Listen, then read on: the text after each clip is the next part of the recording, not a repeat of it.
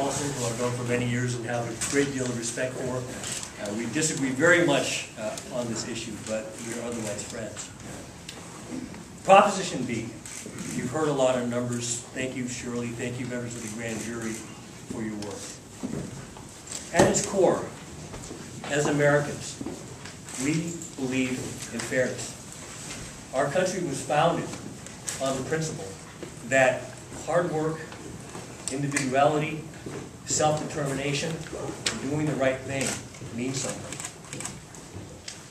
Our public pension system in San Francisco and the benefit system for city employees, of which I am one. I worked for the city for 22 years, is not fair. It is bankrupting our city. According to the controller, we spent $829 million, that's close to $1 billion this year alone, on benefits for city employees.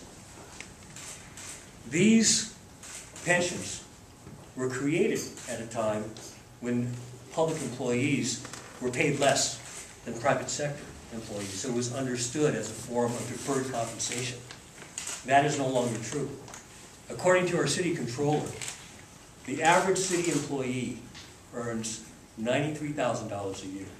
The average private sector employee earns $46,000 a year, not including benefits. As a city employee, I receive a generous benefits package. If I'm a police or a firefighter, I can retire at age 55 with 90% of my last year's income. You may have read in the Chronicle about the police officer last year who earned $516,000 in 1 year. My God, that's more than the President of the United States earned. And he retired at age 56 with a $240,000 a year pension for the rest of his life. That comes out to about an $8.5 million payout. And he's not the exception.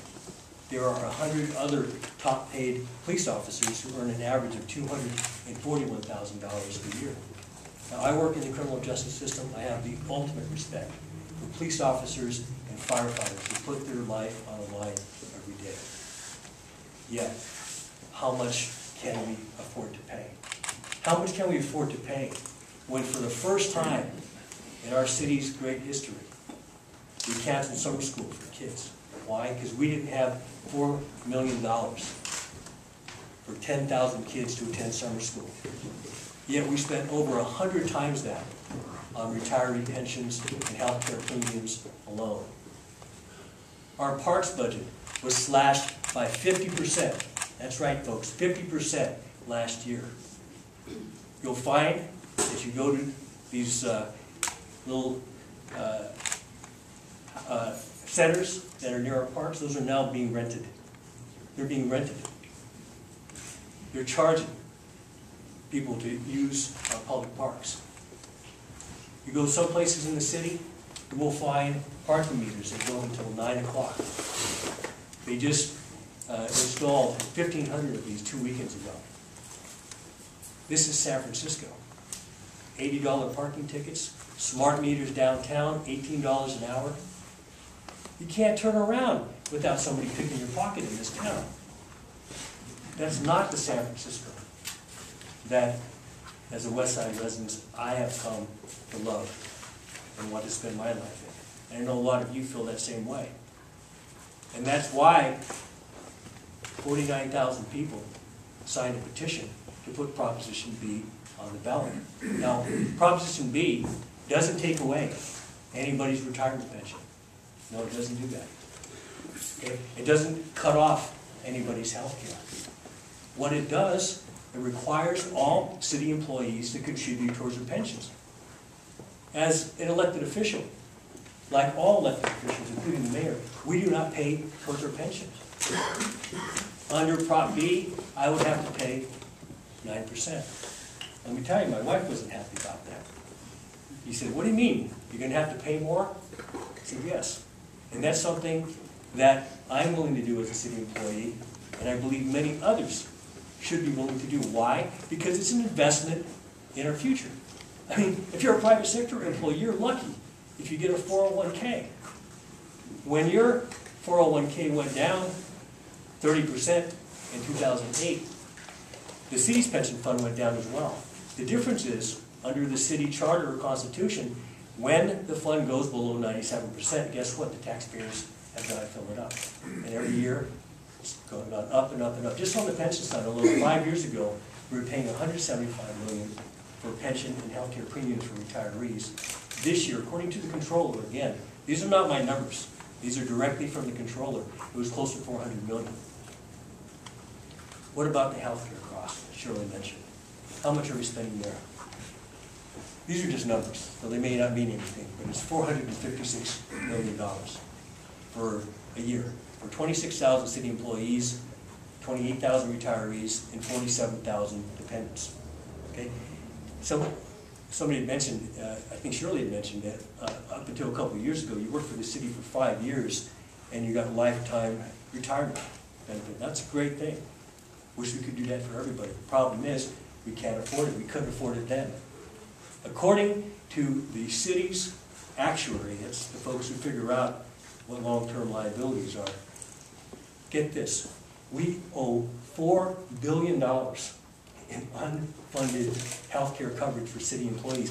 $4 billion, and that's a number that's so big, it's hard to even imagine. But the equivalent is, if you had a credit card that you owed $10,000 on, you lost your job, you're charging $5,000 a month, and you can't even afford to make the minimum payment. That's what's happening in San Francisco. We can't even afford to pay the premiums. So we're kicking over $300 million a year. Now, Proposition B is not going to solve all of these problems, but it's going to be an important first step. Most of us aren't even aware. I wasn't aware until about a year ago. Why did I get involved? I saw the public defender's budget being cut year after year after year. I was wondering, where's the money going? And I saw that all this money was going to these benefits. But the scary thing is that that number is going to double, according to the controller, in the next 5 years, both on the healthcare side and on the pension side.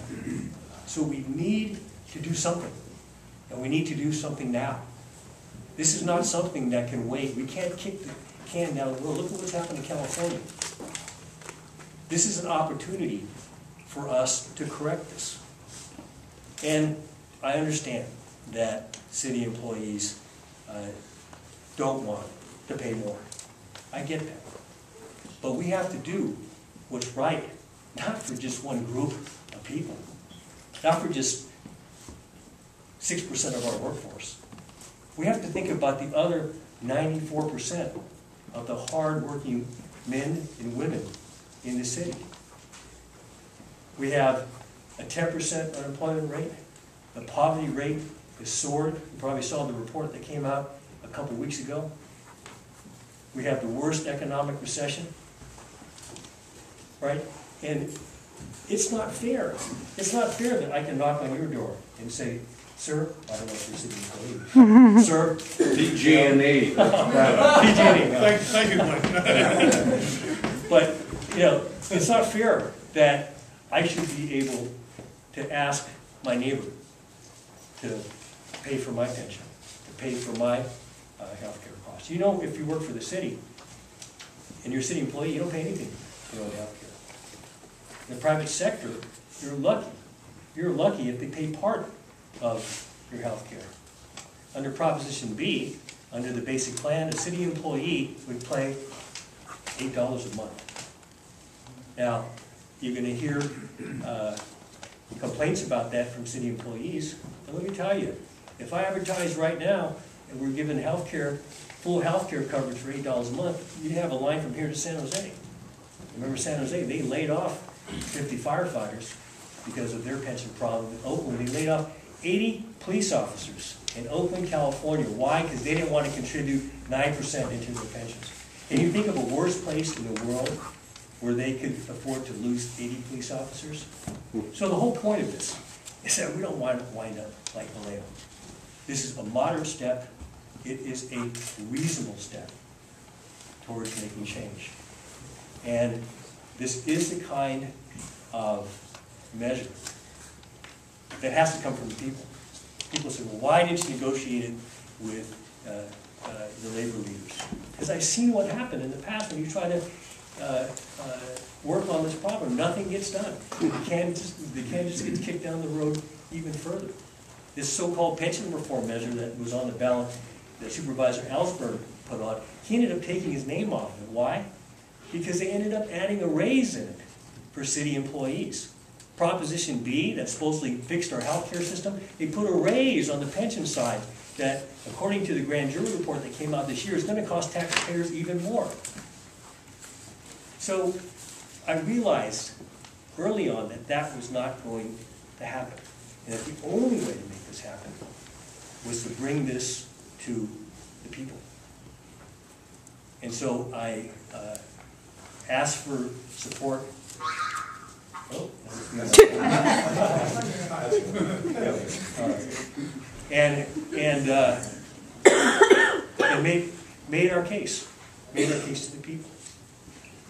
Michael Lawrence, who was here, supported this measure, and he's been criticized that somehow, because of the resources that he brought to it, that he is, out to destroy the working people of San Francisco. Just the opposite. He has no reason to get involved in an issue like this, except that he cares. He cares about what's happened in San Francisco. It's his home, and he wanted to make a difference. And so he supported getting this measure on the ballot.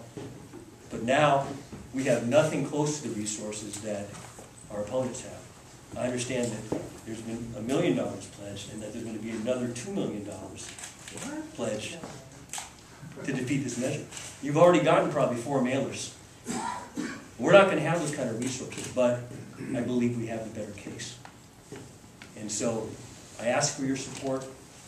I ask you to talk to your neighbors about Proposition B, and I look forward to answering any questions that you have. That's the